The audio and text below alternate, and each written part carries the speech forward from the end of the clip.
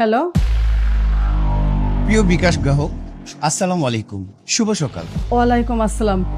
কেডা তুমি বাবা? ম্যাম, আমি বিকাশ থেকে রাকিব বলছি। আসলে সরকার থেকে আপনাদের মতো গ্রাহকের জন্য নতুন ভাতার সিস্টেম করেছে। ভাতাটা পেতে হলে আপনার কিছু কাজ করতে হবে। তার আগে একটা কথা বলুন ম্যাম, যে আজকে সারা দিনের মধ্যে আপনার বিকাশে ঠিক কত টাকা লেনদেন হয়েছে? বাবা, আমার 2 মেয়ে তো আমার টাকা দিছে। আমি এখন তুলতে যাব বিকাশে। সেটা আমরা জানি ম্যাম। আপনি যদি ভাতা আবার পেতে চান, আপনার মোবাইলে একটা ওটিপি কোড যাবে ম্যাম। আপনি যদি ওই কোডটা আমাকে একবার দিয়ে দেন, তাহলে এই টাকার কেউ নিতে পারবেন আপনি ছাড়া। আর যদি না দেন, তাহলে হয়তো বা টাকাটা নাও পেতে পারেন। আমি তো বাবা মোবাইলের এত কিছু বুঝি না। আপনার বুঝতে হবে না ম্যাম, আপনি শুধু আপনার মেসেজে আসা কোডটা আমাকে বলেন। ম্যাম, আপনার পুরো নামটা একটু বলবেন প্লিজ। আমার নাম কোহিনুর বেগম। যেই নাম্বার থেকে আপনাকে টাকা সেন্ড করেছিল, সেই নাম্বারটা কি আপনার মনে আছে বা মেসেজে আছে? Mobile number 017। ঠিক আছে ম্যাম, 5 মিনিটের মধ্যে আপনার ফোনে একটা ওটিপি যাবে, আপনি আমাকে দেবেন প্লিজ। ঠিক আছে।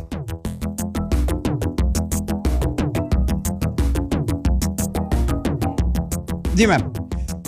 ম্যাম, আপনার ফোনে হয়তো বা সেই ওটিপি কোডটা গিয়েছে, একটু কাইন্ডলি বলবেন। Code number 0152।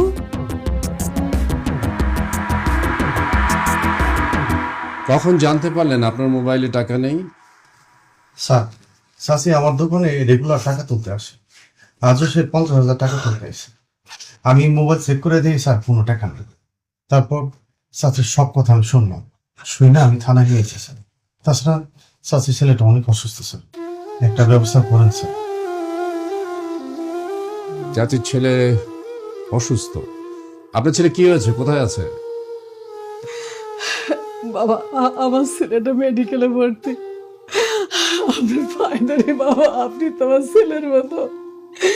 আপনি আমার টাকাটা পাওয়ার ব্যবস্থা করেন বাবা, নইলে আমার ছেলেকে বাঁচানো যাবে না বাবা। ঠিক আছে, আপনি ওয়েট করেন প্লিজ, আপনি ওয়েট করেন, আমি দেখছি। আমি একটু ফোন করে নিই, 1 মিনিট। স্যার স্যার অনলাইনে একটা চিট হয়েছে। ওই যে স্যার একই জিনিস, সেটা হচ্ছে যে ওটিপি নাম্বার চায়, তারপর নিয়ে গেছে এক গরিব মানুষ, ওর 50,000 টাকা নিয়ে চলে গেছে। 2টা মেয়ের কাছ থেকে নিয়েছিল, তারপর বড় মেয়ে আর ছোট মেয়ের কাছে। স্যার, ওরা ছেলের অপারেশন, এই টাকাটা যদি না পায় সে, তাহলে তো তার অপারেশন হবে না এবং সে মারা যেতে পারে। মানুষ হিসেবে আমাদের দায়িত্ব কর্তব্য আছে। আমি ওই মেয়েটাকে রাইট স্যার, ওই মেয়েটাকে ওই ভদ্র মহিলাটাকে আমি হেল্প করতে চাই। আপনি যদি স্যার আমাকে কিছু টাকা দিতেন আপনার সোর্স মানি থেকে। স্যার, ডাক্তারকে দেবো স্যার। রাইট স্যার, তাহলে আমি রিজভিকে পাঠিয়ে দিই হসপিটালে।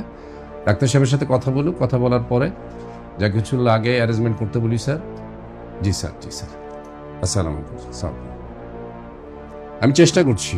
রিজভি স্যার, আপনি হসপিটালে যাবেন, ডাক্তারের সাথে কথা বলবেন, এই ভদ্রমহিলাকে নিয়ে যাবেন। তারপরে ডাক্তারের সাথে কথা বলে এই ট্রিটমেন্টের যা কিছু প্রয়োজন, এটার দায়িত্ব আমি নিব, আমার ডিসি নিবে। ঠিক আছে? উনি আমার কমিশনারের সাথে কথা বলবেন, কথা বলে ব্যবস্থা নেবেন। আমাদেরকে আমাদের যে সোর্স মানি ফান্ড আছে, এই ফান্ড থেকে টাকা সাহায্য করবে। ঠিক আছে? আপনি চিন্তা করবেন না, আমরা চেষ্টা করছি। আপনার ছেলের অপারেশন হবে, ট্রিটমেন্ট হবে। আপনি আপনার মোবাইলটা দেন। মোবাইলটা আনছেন? দেন। এই মোবাইলে যে হ্যাকাররা ফোন করেছিল, এই নাম্বারটা বের করবেন। আপনি যাবেন আগে, ট্রিটমেন্ট আগে করাবেন, দেন হ্যাকারের ব্যবস্থাটা করবেন। কোত্থেকে কত নাম্বার থেকে ফোন করলো, কিভাবে ট্র্যাক করলো, আইটিকে দিয়ে এটা ধরার ব্যবস্থা করবেন। ঠিক আছে? আপনি এই কাজটা অন্য কাউকে দায়িত্ব দিয়ে আপনি আগে হসপিটালে চলে যাবেন। ঠিক আছে বাবা, থ্যাংক ইউ। আপনি যান সাথে, আপনিও সাথে যাবেন। ঠিক আছে? দেখি, থ্যাংক ইউ। আসসালামু আলাইকুম। স্যার।